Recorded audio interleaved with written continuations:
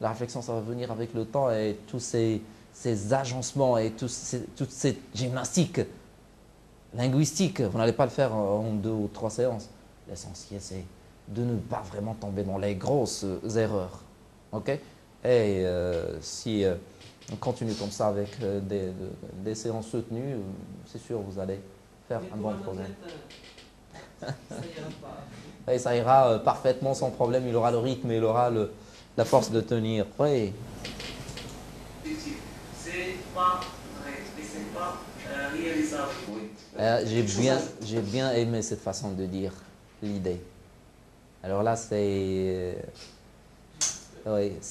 pas vrai. C'est de découper le message et de s'arrêter sur les mots, de faire un petit, disons, petit arrêt pour faire passer le message. C'est extraordinaire. Oui. Je viens de le faire. C'est extraordinaire. Je viens de le faire. Je viens de faire la technique.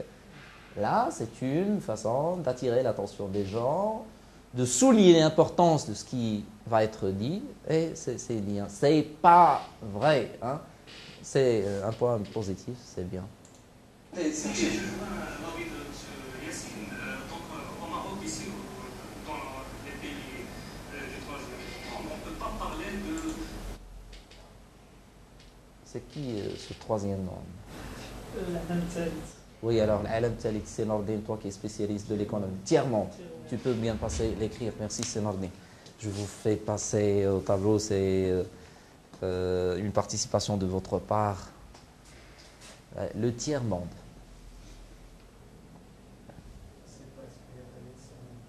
Non, il n'y a pas de S. Ah, oui, le S ici, elle est là, elle est là, elle est là. Moi, j'ai pensé moi ici. C'est le Monde. monde. Le tiers-monde.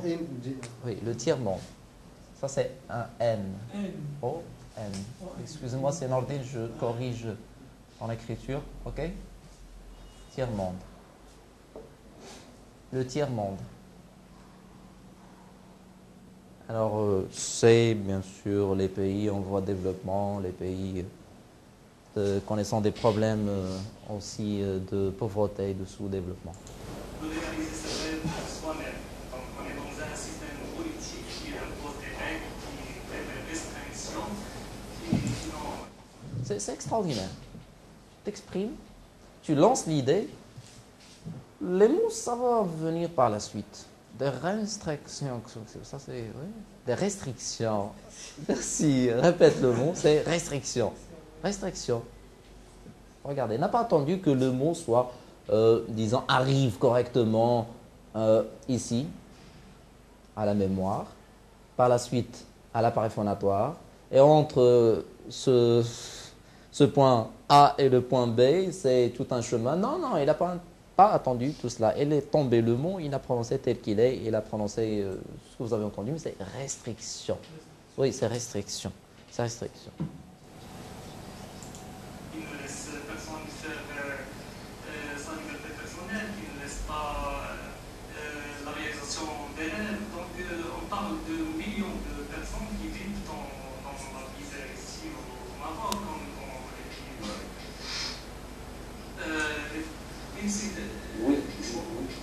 les d'enfants.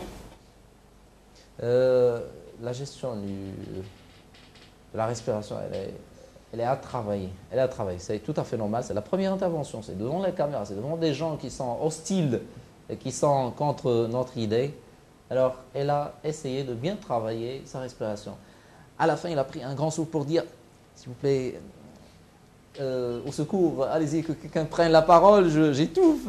Hein, vous voyez, c'est normal. Vous êtes en train de faire beaucoup d'exercices à la fois. Vous travaillez des niveaux qui sont multiples à la fois. D'une pierre, vous allez atteindre et réaliser beaucoup d'objectifs. 2 coups, 3 coups, une seule pierre. C'est bien, c'est extraordinaire. Continue avec... Il est très petit, la naissance des enfants, il y a des contraintes qui pressent l'entourage, la famille, l'école, la vie. Donc c'est... L'entourage, la famille, l'école. qu'est-ce qu'il fallait à votre avis? Quel est le mot qu'il fallait utiliser avant ou avec ces gestes-là? L'entourage, la famille, pour rendre plus beau et plus belle l'expression. Quels sont les mots? Ça s'appelle comment ça, cette façon de faire?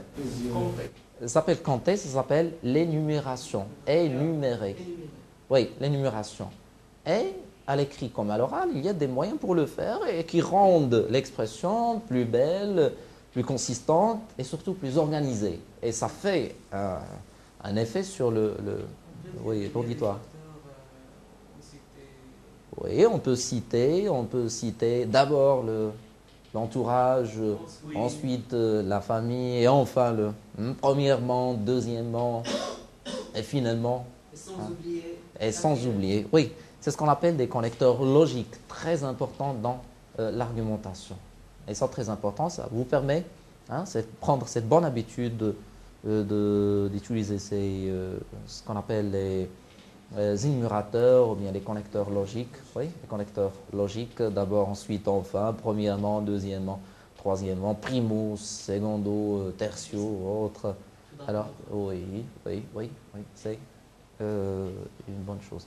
Alors, je vous dis ce qui est incorrect, mais je vous dis aussi ce qui peut rendre plus expressif, plus efficace et plus beau l'expression, plus belle l'expression. Allez, suivez. Quelque chose à dire? C'est Yassine, pardon. Les phrases ne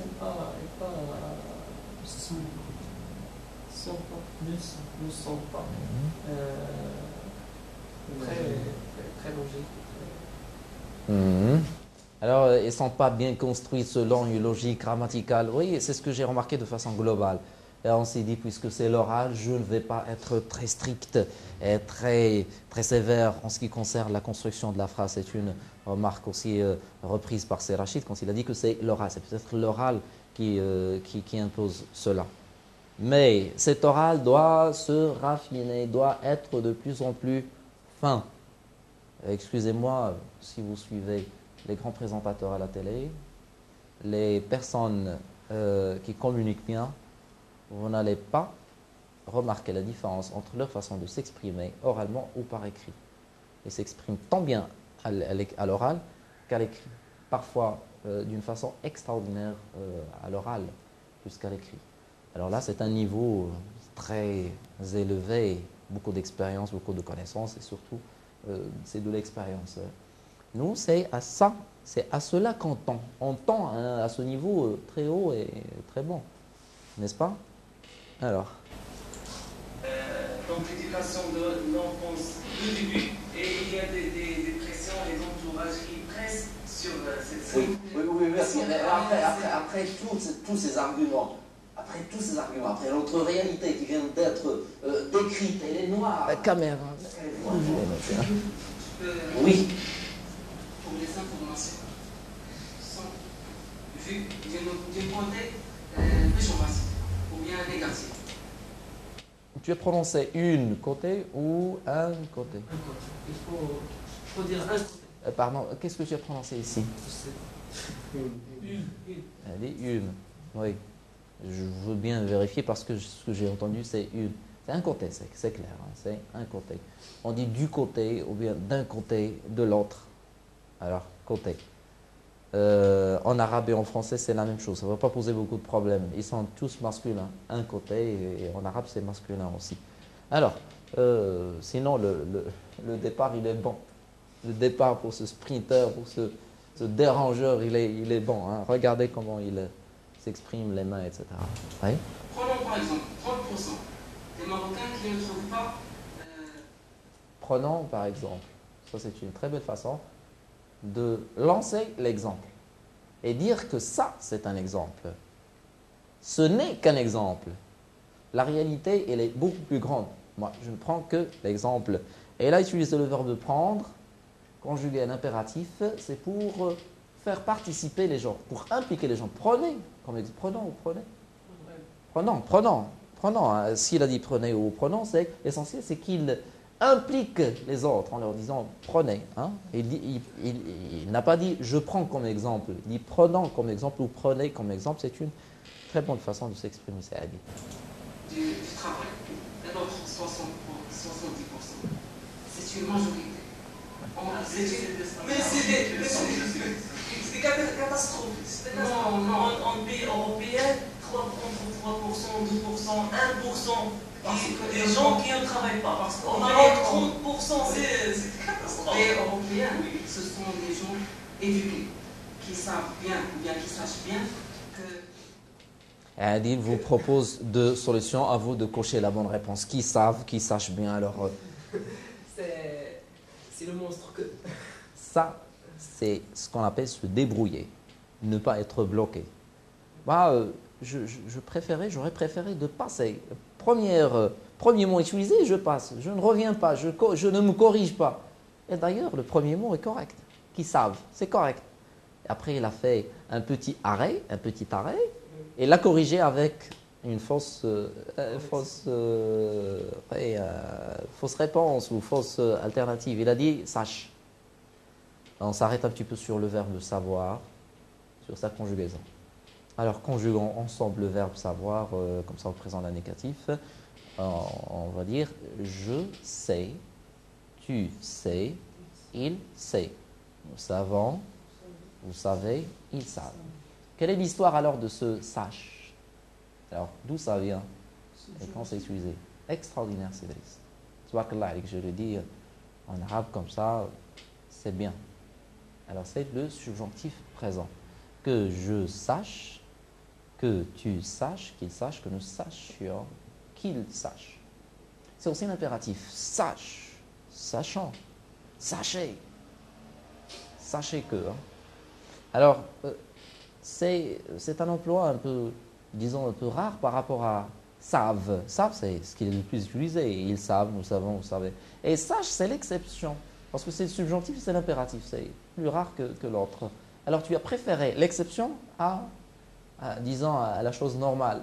Et tu es tombé dans la faute. C'est pas sache, c'est savent. Qui savent. Oui, qui savent. C'est bien, c'est parfait. Mais lui, il a donné les deux. Allez, choisissez votre réponse. Nous qui décidons notre avenir. Nous qui décidons notre avenir.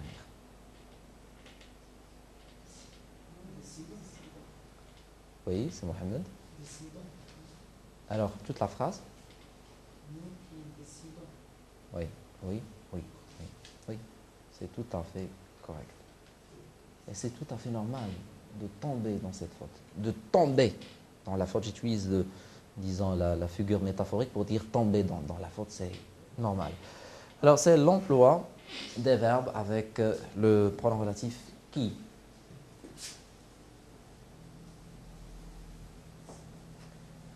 C'est un critère